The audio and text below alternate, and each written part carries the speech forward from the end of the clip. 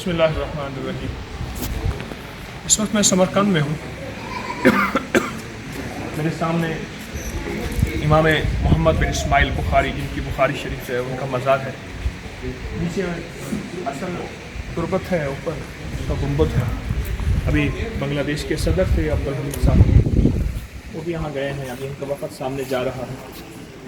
اور امام بخاری رحمۃ اللہ علیہ کا ایک مقام ہے، ایک کمال ہے، ایک زندگی کا نظام ہے، اور یہاں سے چلا ہے اور پورے عالم میں چلا ہے۔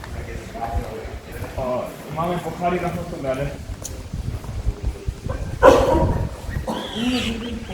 جو سبق دیا ہے، کچھ تھوڑا سا اس کا عکس انہوں نے یہاں لکھا ہوا ہے۔ امام بخاری کون تھے، ان کا کیا مقام، ان کا کیا وقار، ان کی کیا عظمت، ان کی زندگی، ان کے مجاہدات۔ پھر سب سے بڑی بات یہ ہے کہ اس محنت کو کرتے ہوئے امام بخاری رحمۃ اللہ علیہ بہت مخالفتوں کا سامنا کرنا پڑا، لیکن ساری مخالفتیں حتیٰ کہ شہر سے نکال دیا گیا، اور مجاہدات اور قربانی۔ جب یہ بچپن میں پیدا ہوئے تھے تو کچھ بیماری کی وجہ سے ان کی نظر ختم ہو گئی تھی، آنکھوں سے نابینا ہو گئے تھے۔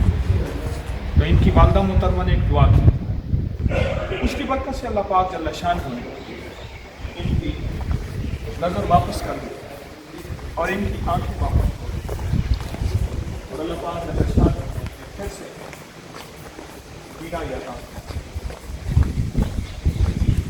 امام بخاری کا مقام میں بیان کہاں کر سکتا ہوں۔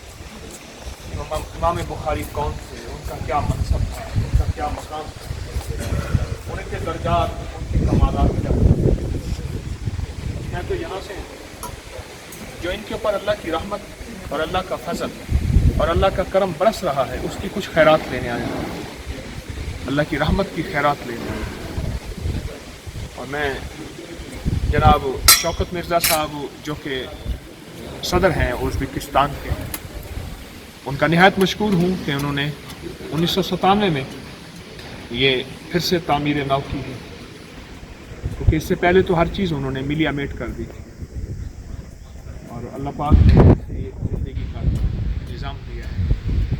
اللہ پاک ہم سب کو امام بخاری کی تعلیمات پہ عمل کی توفیق عطا فرمائے، ہماری زندگی کو دین، شریعت، ایمان، اعمال کی زندگی عطا فرمائے۔ آمین آمین۔ وصلی اللہ علی النبی الکریم برحمتک یا ارحم الراحمین۔ پھر دل میں جو مراد ہو اللہ کی بارگاہ سے عرض کریں، ان کی روح کو ہدیہ کریں۔